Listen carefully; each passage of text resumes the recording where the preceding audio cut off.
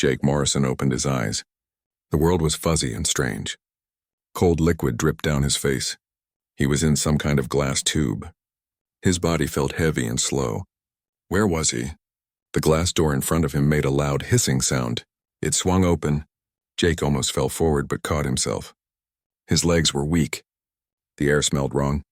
It smelled like metal and chemicals. Something moved in front of him. Jake looked up. His heart jumped.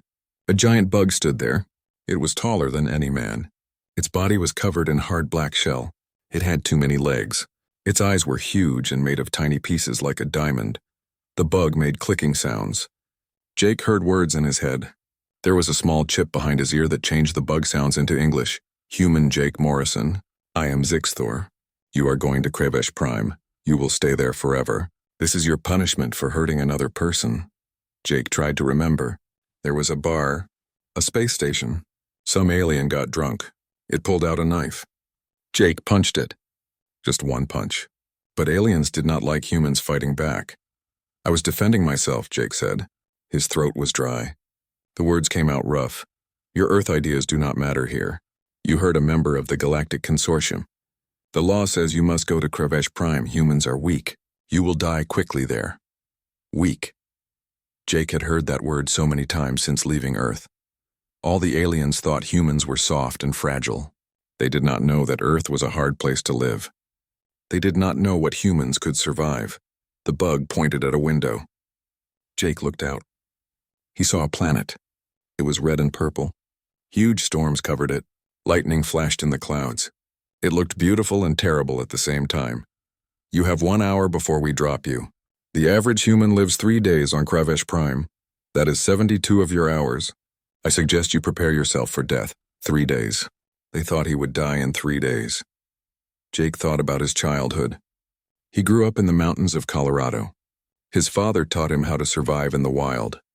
He learned to find water. He learned to make fire. He learned to build shelter. He spent 2 weeks alone in Alaska once with only a knife. What do I get? Jake asked. You get a survival kit. It has food for 1 week. It has a water cleaner. It has medical supplies. It also has a beacon. If you want to die quickly, press the beacon. A machine will come and kill you fast. It will be better than starving or being eaten. How kind, Jake said. He did not mean it. They gave him a suit to wear. It was thin and would not protect him much. They took him to a small pod. It looked like a coffin with a window. Jake climbed inside. The bug spoke one more time. You have more courage than most. I hope your death is quick. Thanks, but I am not planning to die, Jake said. The door closed. Jake felt the pod shake. Then it dropped. He was falling toward the planet. The pod shook hard. Alarms were loud inside. Jake held on tight. He had jumped from airplanes before. He had done dangerous things. This was just one more dangerous thing. He kept telling himself that. The pod hit the ground hard. Jake's teeth clicked together. Pain shot through his body, but nothing was broken. The pod said the air outside was safe to breathe. Jake hit the release button. The door blew off. Jake looked at his new home. He was on a flat area of rock. Sharp stones stuck up from the ground like teeth. The sky was purple. Clouds moved fast overhead. Lightning flashed inside them. The air was thick and wet. It was hard to breathe. Everything smelled strange and wrong. Jake saw other pods scattered around. Some were old and broken. Some were newer. He counted 20 pods. He walked to the nearest one and looked inside. Bones. Alien bones. Whatever had been in this pod was dead now. Jake checked more pods. They all had bones or were empty. Nobody had survived here. Not for long anyway. The gravity was stronger here. Everything felt heavier. Jake's pack felt like it weighed twice as much. His legs hurt, but he had trained in high gravity before. He would get used to it. Dark clouds were coming. Rain would start soon. Jake needed shelter fast. He walked to the edge of the flat rock area. Below was a forest. The trees had red leaves that moved like they were alive. In the distance, something roared. It sounded big and hungry. Jake found a cave near the edge. Vines hung over the entrance. They glowed with a soft blue light. He checked inside carefully. The cave was dry. The walls were solid. One entrance. Easy to defend. It would work. Jake put down his pack and checked what he had. Food paste for 7 days. a water filter, a small medical kit, and the death beacon. He picked up the beacon. It was small and black. One button. Press it and die. Jake walked to the cave entrance and threw it as hard as he could. It disappeared into the trees below. 72 hours, he said out loud. Let us see how I am doing in 72 hours. Thunder rolled across the sky. Rain started to fall. But this was not normal rain. When it hit the rocks outside, it made a hissing sound. Smoke rose up. The rain was acid. It would burn skin. Jake stayed in his cave and watched the storm. He needed to make plans. He needed fire. He needed clean water. He needed food. The cave was good but needed to be stronger. He thought about his survival students back on Earth. They laughed when he made them learn old ways of doing things. They said nobody needed to know how to start a fire without tools. They said climate control made survival skills useless. Jake wondered what they would think if they could see him now. The storm got worse. Wind screamed across the rocks. Lightning hit close by. The sound was so loud it hurt his ears. Strange sounds came from the forest. Animals calling. Or maybe the planet itself making noise. Jake Morrison from Denver, Colorado. Earth sat in his cave on his first night on Krevesh Prime. The aliens said he would be dead in 3 days. He planned to prove them very wrong. Jake woke up to a strange sound. Something was scraping at the cave entrance. He grabbed his tool that he had turned into a spear. His heart was beating fast. It was still dark outside. The scraping got louder. Something big was out there. Jake could hear it breathing. It was testing the cave entrance. It wanted to know if it could fit inside. Jake picked up a rock and threw it hard at the back wall. The sound was very loud in the cave. The creature outside made a hissing noise and ran away. Jake listened until he could not hear it anymore. When the sun came up, Jake looked at the cave entrance. There were deep scratches in the rock. Whatever made them was very strong. The scratches were as long as his arm and 2 inches deep. Jake needed food and water.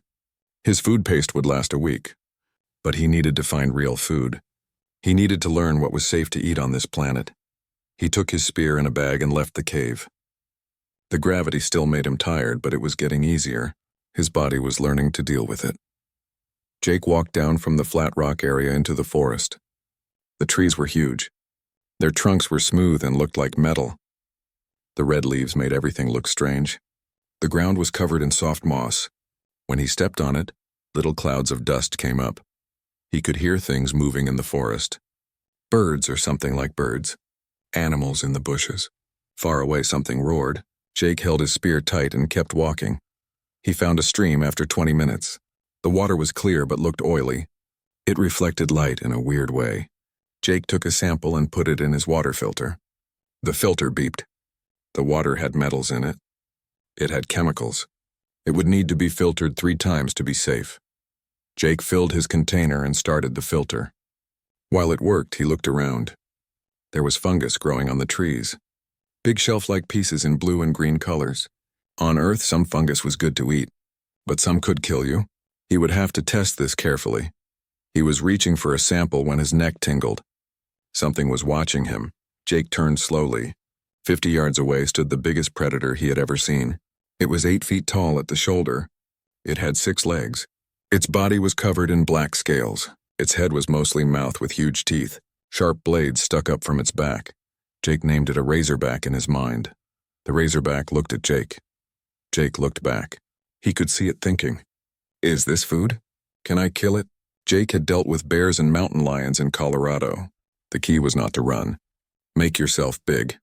Make noise. Show you will fight back. Jake stood up tall. He raised his spear. Then he yelled. Not a scream. A deep, angry roar. Get away! Go on! Get out! He banged his spear against a tree. He made as much noise as he could. He stomped forward. The razorback stepped back. It looked surprised. Jake kept yelling and making noise. After a few seconds that felt like hours, the razorback turned and walked away. It kept looking back, but it left. Jake waited until it was gone. Then his hands started shaking. That was close. Too close, but it worked. The creature backed down because Jake acted dangerous. Jake took his fungus samples and his water and went back to the cave. He needed to test the fungus carefully. First, he rubbed a small piece on his skin. He waited an hour. Nothing happened. Good. Next, he touched a tiny piece to his lips, waited another hour. Still nothing. Then he put a small piece in his mouth but did not swallow. After an hour, he swallowed a tiny amount. Then he waited 4 hours. He did not get sick. The fungus was safe to eat. It did not taste great. It was like rubber mushrooms, but it was food. While he tested the fungus, Jake worked on making the cave safer. He made a wall at the entrance using dead branches and sharp rocks. It would not stop a big predator, but it would slow one down and make noise. He also set up a warning system. He balanced loose rocks near the entrance. If something came in the night, the rocks would fall and make noise. He would wake up before the creature got too close. By the end of day 2, Jake had learned a lot. He knew where to get water. He knew one plant he could eat. He knew there were big predators, but they could be scared off. He was starting to understand this place. On day 3, Jake made traps. He used vines from the forest to make snares. He set them on animal trails. Small paths in the forest where the plants were pushed down. Animals used the same paths over and over. He hoped to catch something. That afternoon, he checked his traps. One had caught something. It was about the size of a rabbit. It had scales and could change colors. Sharp spines stuck up from its back. It was dead in the trap. Jake carried it back carefully. He did not touch the spines. He used a stick to check them. They looked like they had poison. He worked slowly and carefully. He cut away the skin without touching the spines. Inside, he found sacs near the spines. Poison sacs. He removed them and buried them deep. The meat inside was pale and firm. Jake cooked it over a fire he had made. He had to test this like he tested the fungus. Small amounts first. Wait and see. 6 hours later, he had not gotten sick. He cooked more meat and ate his first real meal on Crevesh Prime. It actually tasted good, like chicken but different. The sun was setting on day 3. 72 hours had passed. The aliens said humans died in 72 hours on this planet. Jake took one of his empty food packets and wrote on it with a marker from his medical kit. Day 3, still here. He hung it outside the cave entrance. A message to the universe. A small victory. Another storm came that night. Jake sat in his cave by his fire. He had food. He had water. He had shelter. He had survived the first 3 days. The razorback came by again. Jake could see it at the edge of the light. It watched him but did not come close. They had an understanding now. 2 predators sharing space. Jake smiled. He was not just surviving. He was starting to win. 3 weeks had passed. Jake had made his cave into a real home. He had collected rainwater in containers he made from old pod parts. He had a wall of rocks and branches protecting the entrance. He had dried meat hanging from the ceiling. He had fire almost all the time. The morning of day 23 started with noise. Jake woke up fast. Something was tearing at his food storage outside the cave. He grabbed his spear and went to look. Pack hunters. Small predators about the size of dogs. They had gray scales and too many teeth. 5 of them were working together. 2 were stealing his dried meat. 3 were watching for danger. Smart. They worked as a team. Jake was not going to let them steal his food. He had worked too hard for it. He grabbed a burning branch from his fire and ran outside, yelling. The pack hunters jumped back, but they did not run away. They moved back about 20 yards and waited. They were thinking about fighting him. Jake made himself as big and loud as possible. He waved the fire. He threw rocks. 1 rock hit right next to the leader's head. The leader made an angry hissing sound. Then it turned and ran. The others followed. Jake made sure they were really gone. Then he fixed his food storage. He moved it closer to the cave where he could hear if anything touched it. The razorback was watching from its usual spot. It had been coming around more often. It seemed interested in what Jake was doing. Today it was closer than normal. Maybe 50 yards instead of 100. Jake had started to recognize the razorback. It had a broken horn. It limped a little on one of its middle legs. It had scars on its side. This was the same creature. It kept coming back. Jake had been mapping the area. He used black rocks to draw on the cave wall. He marked where he found water, where his traps worked best, where dangerous things lived. He had 3 danger zones marked with skull shapes. 1 danger zone was a deep ravine. Jake almost fell in on day 5. Another was a grove of trees that leaked poison from their bark. The third was a deep pool in the stream. Something huge lived in it. Jake saw it once. He did not go near that pool anymore. Today he added a new mark to his map. He found a collapsed cave. The entrance was blocked with rocks, but he could see inside through a gap. Footprints. Human footprints. They were old and filled with dirt, but they were from human boots. Someone else had been here. Another exile. The footprints went into the collapsed cave and did not come out. Jake dug for an hour and found bones. Human bones. Whoever they were, they survived longer than 72 hours. They found shelter. But they still died, it made Jake think. Surviving was not just about the first few days. He had to stay alert all the time. One mistake and he would end up like the person in that cave. He marked the collapsed cave on his map with a handprint. A way to remember. Someone tried and failed. Jake would not fail. That afternoon, Jake found something good. Bird nests. Well, not birds exactly. Six-legged flying things that looked a little like birds. They nested in the tall trees near the stream. Jake watched them for 2 hours. They left the nest every few hours to hunt. They were gone for about 20 minutes each time. When they left, Jake climbed the tree. The tree was hard to climb. The bark was smooth and slippery, but Jake had done rock climbing before. He made it up to the nest. Inside were 5 eggs. Each egg was the size of a baseball. The shells looked like crystal. They were beautiful. Jake took 2 eggs. He left 3. If he took all the eggs, there would be no more birds. No more eggs later. Take only what you need. Leave enough for next time. The eggs were delicious when cooked. Rich and creamy. Jake decided to check the nests once every 3 days. Sustainable harvesting. His teacher's voice in his head. Use the land, but do not destroy it. On day 28, the worst storm yet hit. The wind was so strong that Jake had to put extra supports in the cave entrance. The rain was pure acid. Anything it touched smoked and burned. Lightning hit the ground over and over. The thunder was so loud it hurt. Jake stayed in the back of the cave. He kept his fire small so smoke would not blow back in. He waited. The storm lasted 14 hours. When it finally stopped, Jake went outside. Trees were knocked down. His traps were destroyed. Parts of his fence were gone. It would take days to fix everything, but he was alive. The cave had protected him. Something moved near the cliff edge. The razorback. It was closer than it had ever been. Maybe 30 yards away. Jake could see it clearly now. The razorback had been hurt by the storm. There was a fresh cut on its side. It was breathing hard. It had taken shelter by some rocks, but the storm was too strong even for it. Jake made a decision. Maybe it was stupid, but it felt right. He went to his food storage and got a large piece of dried meat. His best piece. He walked slowly toward the razorback. Not too close. About 20 yards. Close enough to be vulnerable. Close enough to show trust. He put the meat on a rock and backed away. The razorback watched him. It looked at the meat. It looked back at Jake. Jake could almost see it thinking. What is this? A trap? A gift? Finally, the razorback stood up. It walked to the meat. It smelled it carefully. Then it ate it in 3 quick bites. The razorback looked at Jake again. Then it lowered its head. Just a little. Like a nod, Jake felt something strange. He was alone on a planet designed to kill him. But he just made a friend, sort of, an understanding at least. You are welcome, Jake said quietly. The days went by.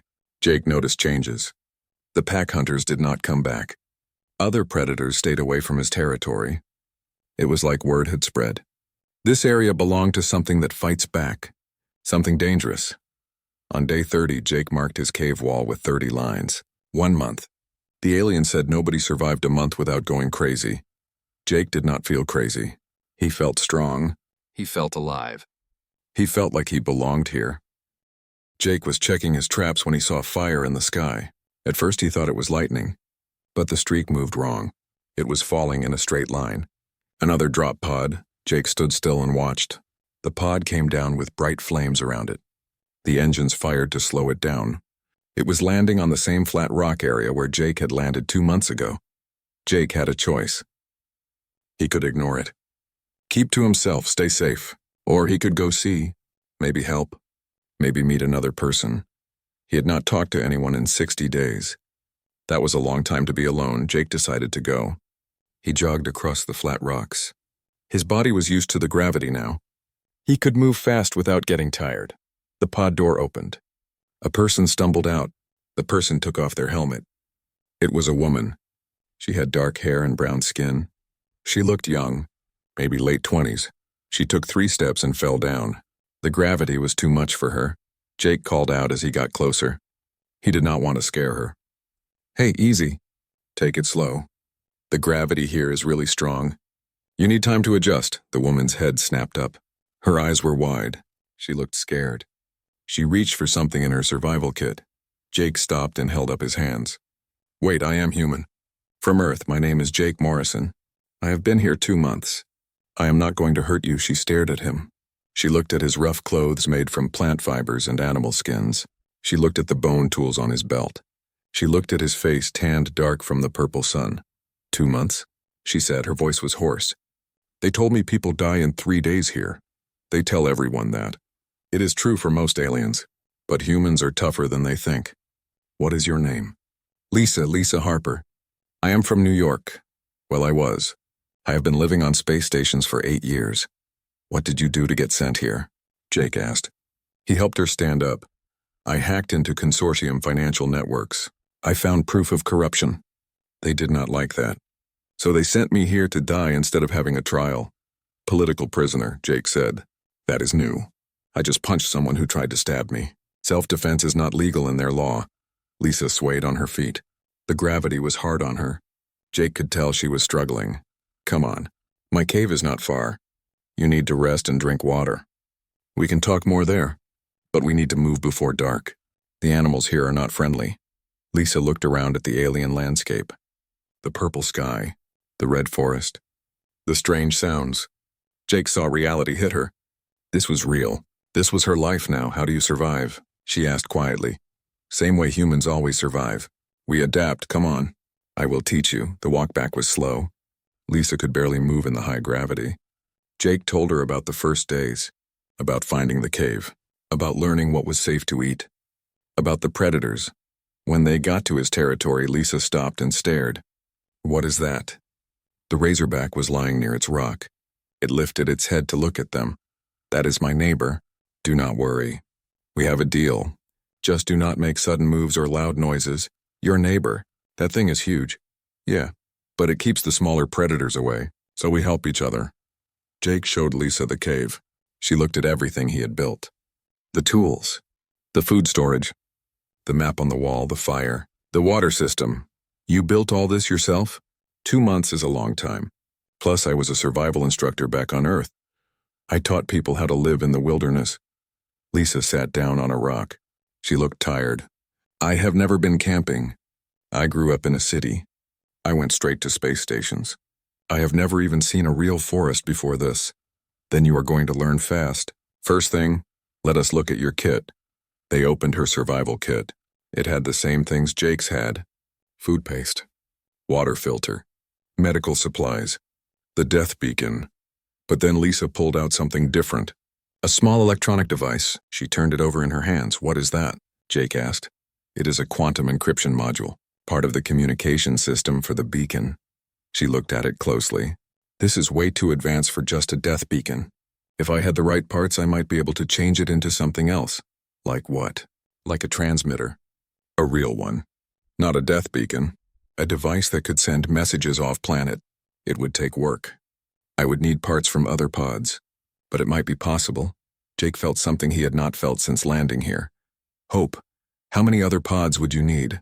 "At least 3, maybe 5. And they would need to be recent. Old parts might not work anymore."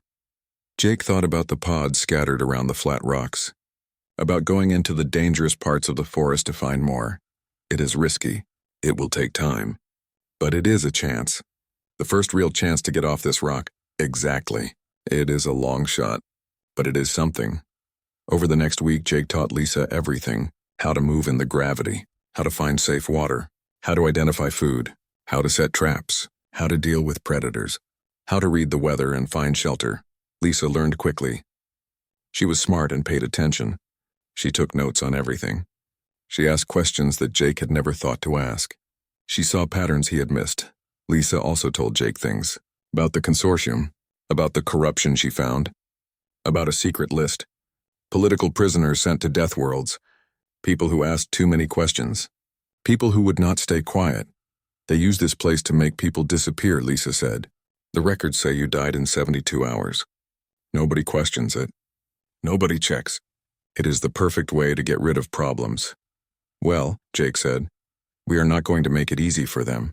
Tomorrow we start collecting parts. The first salvage trip was easy. They found a pod a mile away.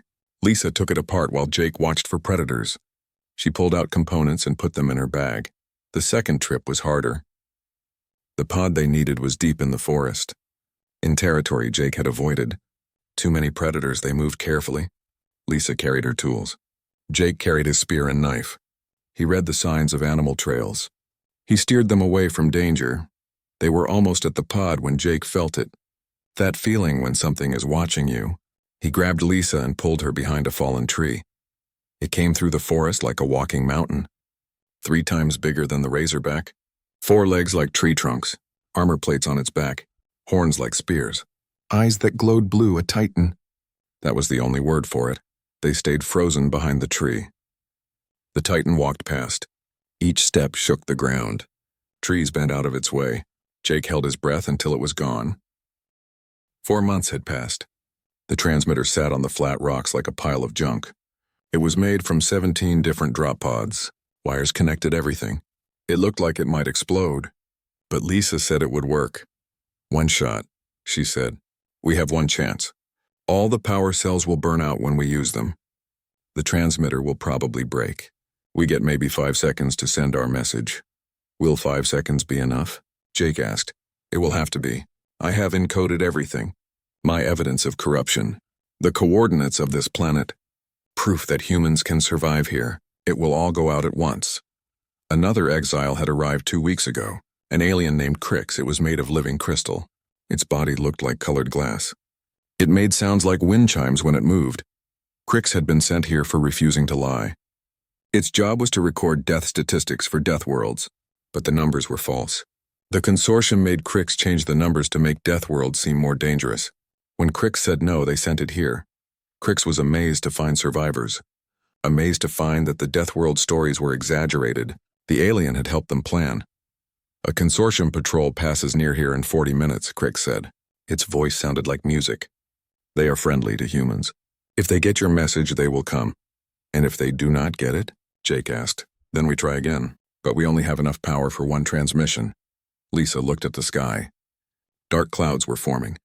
The storm is coming early. If we transmit during the storm, the electromagnetic energy could boost our signal, make it stronger. But it is also dangerous. Jake looked at the storm. It was going to be bad. Maybe the worst one yet. But it was also their best chance. We transmit during the storm, set up on the highest point, maximum range. They hauled the equipment to the top of the highest rocks. The wind was already getting strong. Crix used its crystal body to block the wind and protect the transmitter. Lisa connected the power cells. Ready when you are. Jake was checking the connections when he felt it. Danger. He looked around and saw them coming. Predators. All kinds. Dozens of them. The pack hunters. Some razorbacks. Things Jake had never seen before. They were coming from every direction. The electromagnetic energy from the transmitter was drawing them in. How long do you need? Jake asked. He kept his voice calm. Lisa looked at the predators. Her face went pale. 2 minutes to encode and send. Then I will give you 2 minutes. Jake grabbed his spear and shield. Crix, can you help? I'm not a fighter, but I can make light barriers. They will not last long. Do what you can. The first predator attacked. One of the pack hunters. Fast and vicious. Jake met it with his shield. The creature's teeth scraped against the metal. Jake stabbed with his spear. The creature yelped and ran back. But 3 more came forward. Jake fought using everything he had learned. He used the rocks to funnel them. He used the wind. He yelled to confuse them. He stabbed and blocked and dodged, but there were too many. He got cut on his arm, then his leg. Blood was running down his face. He was getting tired. Then he heard it. A roar that cut through the storm. The razorback charged into the fight. His razorback. The one with the broken horn and the limp. The razorback fought beside Jake. Together they held the line. Human and alien predator working as a team. A huge creature broke through. It was heading straight for Lisa. Jake threw his spear. It hit the creature in the eye. The creature screamed but kept coming. Jake ran. His tired legs pumped hard. He threw himself between Lisa and the creature. Claws raked across his chest. Pain exploded through his body. But he held on. "Transmitting now," Lisa said. The transmitter came alive. The sound was like tearing metal. Every power cell released its energy at once. Light burst out so bright that Jake could not see. The electromagnetic pulse was so strong that all the predators froze.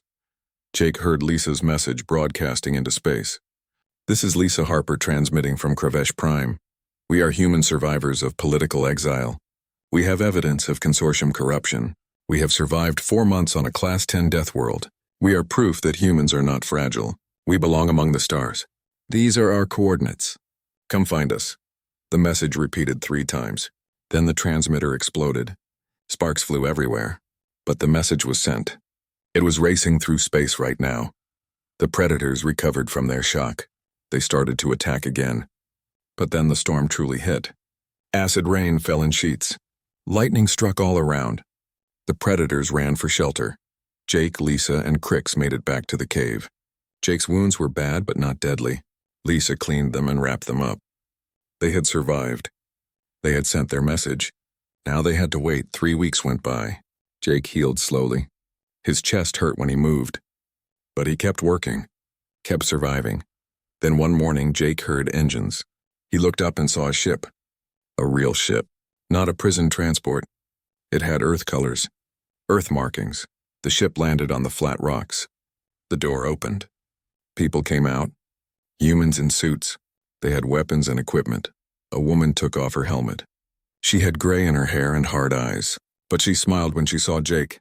"Jake Morrison, I am Captain Helen Price, Earth Expeditionary Fleet. We got your message. Took us a while to get here, but we came." Jake looked at the ship, at the captain, at the chance to go home. Then he looked at his cave, at the territory he had claimed. "At the Razorback watching from its rock, you came," he said softly. "Of course we came. Lisa's evidence caused a huge problem for the consortium. Your survival changed how everyone sees humans. You are a hero, not a hero. Just a survivor, that is enough. Ready to go home?" Jake thought about it. About Earth, about Colorado, about his old life. Then he thought about what he had proven here. "I have a different idea. What if we do not just leave? What if we stay and build an outpost? What if we prove humans can not just survive here but thrive? What if we turn this death world into a symbol?" Price looked surprised. "You want to stay?" "Not forever, but long enough to teach others. Long enough to show the consortium they cannot dump us somewhere and expect us to die. Long enough to make a point." Lisa stepped forward. "I will stay too. This place almost killed us, but it proved something important. Humans are not weak. We adapt, we survive. We win," Crix chimed in. "My people need to see that their ideas about death worlds are wrong." "I will stay and help," Price thought about it, then nodded. "I will ask Earth Command, but I think they will say yes. Welcome to Krevesh Prime Research Outpost." Over the next months, ships came. Scientists, teachers, people who wanted to prove themselves. The outpost grew. Real buildings replaced the cave. Farms were started. Trade routes were opened. Jake taught survival classes. Lisa built better communication systems. Crix worked with honest consortium officials to expose the corruption. 6 months after the rescue, Jake stood on the rocks with Lisa. They had real coffee from Earth. They watched storm clouds gather. Lisa sipped her coffee and asked, "Do you ever regret staying?"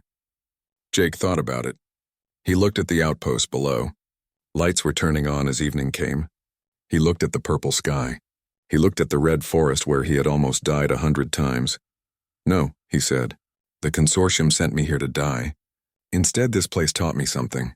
I was supposed to prove that humans do not belong in space. I proved them wrong," Lisa smiled. "Exiled to a death world sounds terrible." Jake laughed. "Yeah, but for a human, just another Tuesday." The outpost had changed everything. Where there used to be just Jake's cave, now there were 50 buildings, labs, greenhouses, living quarters, a medical center, a school. Every week new people arrived. Some were scientists studying the planet. Some were volunteers who wanted to test themselves. Some were young people learning survival skills. All of them wanted to prove something. Jake taught 3 classes every week: basic survival, advanced tracking, death world adaptation. His students came from all over Earth. Some had never been outside a city before. Now they were learning to thrive on one of the most dangerous planets in the galaxy. One of his best students was a young man named Peter Chen. Peter grew up in Beijing. He had never seen real wilderness until he came to Krevesh Prime, but he learned fast. He was respectful. He paid attention. "Teacher Jake," Peter said one day, "how did you stay calm when you first arrived?" "I would have been terrified," Jake smiled. "I was terrified. But fear is okay. Fear keeps you alert. The trick is not to let fear stop you from thinking. Use your brain. Make plans. Take it one day at a time." And what was the hardest part? The loneliness. The first 2 months alone were harder than any predator. When Lisa arrived, it changed everything. Having another person made all the difference. Peter nodded. He was taking notes like always. "And the Razorback? How did you become friends with it?" "We are not friends exactly. More like neighbors. I showed respect. I shared food. I did not threaten its territory. Sometimes that is all it takes." The Razorback still lived near the outpost. It had become famous. People took pictures of it. Scientists studied it from a safe distance. But it only came close to Jake. They still had their understanding. Lisa's work had blown up the consortium political system. Her evidence showed that dozens of officials had been using death worlds as dumping grounds, not just for criminals but for anyone who caused problems. Journalists, whistleblowers, political opponents. The scandal reached the highest levels. Several consortium members were arrested. New laws were passed. Death world exile was banned for political crimes. The survivors on Krevesh Prime were offered full pardons and compensation, but most of them chose to stay. Like Jake and Lisa, they had found something here. Purpose, community. Proof that they were stronger than anyone thought. Crix had become an ambassador. The crystalline alien helped other species understand that humans were not fragile. That Earth was a death world and humans evolved there. That human toughness was normal, not special. Humans grew up in a hard place, Crix would tell other aliens. They learned to survive when survival was not guaranteed.